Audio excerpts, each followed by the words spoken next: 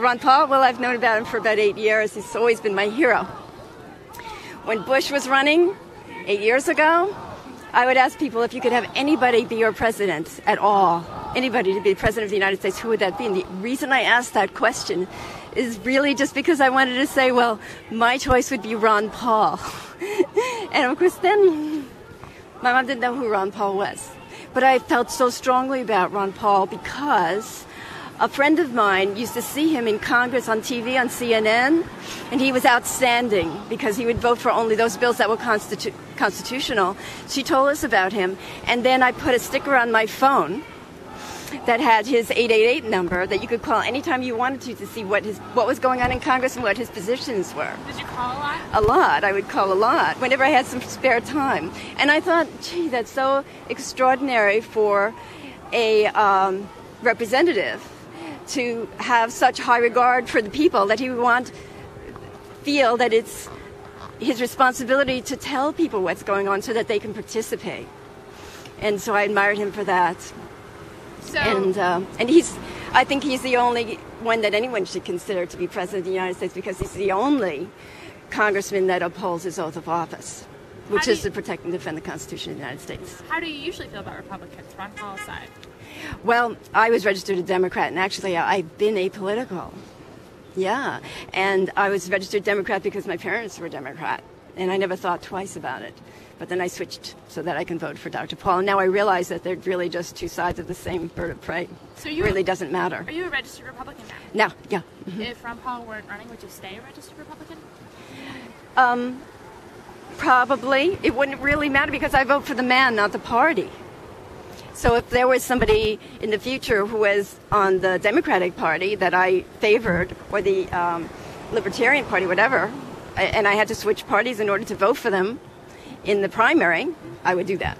So if you imagine that Ron Paul doesn't get the bid, who are you going to vote for? I mean, if he doesn't, are you still going to vote Republican? Are you going to vote? Yeah, I understand your question, but I hear that question so often by news media.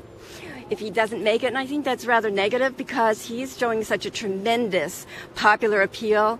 I think that the question should really be that, do you think he's going to win? And of course, I think he's going to win. He has to win because if he doesn't win, then we have the North American Union, which means, you know what that means, right? The joining of Canada, United States, and Mexico all become one, the North American Union. And then the highways, if you've ever seen a map of the highways, they cut right through these huge, wide highways, cutting right through, vertically through the center of this country and other parts of the country, destroying really this country. We lose our constitution. There'll be another constitution. Now, that sounds totally bizarre, but it's absolutely true. If you look up the North American Union, you'll find out that the objective is then to combine the North American Union with the European Union towards the purpose of, and then create the New World Order, which is the objective of people like Bush Sr. and those that have been messing up this country all along for a long time. So what do you think of Giuliani? What I think of him? Yeah. The first thing that comes to mind is my anger at him because of the firemen during 9/11. Because he was responsible for making sure that they had adequate communication through their walkie-talkie system, so that if a fireman was up in the high part of the towers, that he could communicate what was going on to the other firemen, that they shouldn't come up.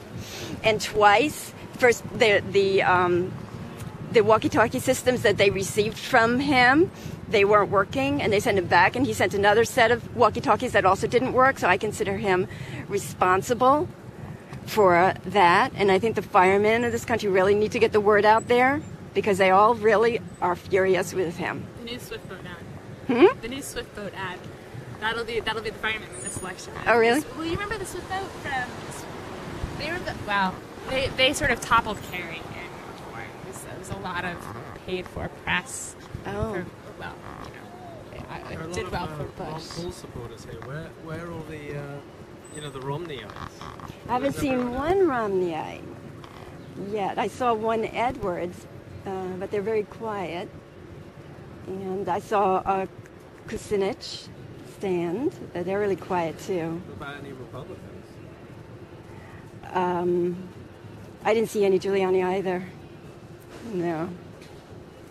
So what does it mean to be part of the Ron Paul revolution? What is it like? What does it mean to be part of it? Oh, I guess it means that we realize that we have to save this country. It's a do or die kind of a thing. Kind of like when you hear Patrick Henry speak tonight. I'm on TV. There's a fellow who impersonates Patrick Henry. You've got to hear him. Oh, he's brilliant.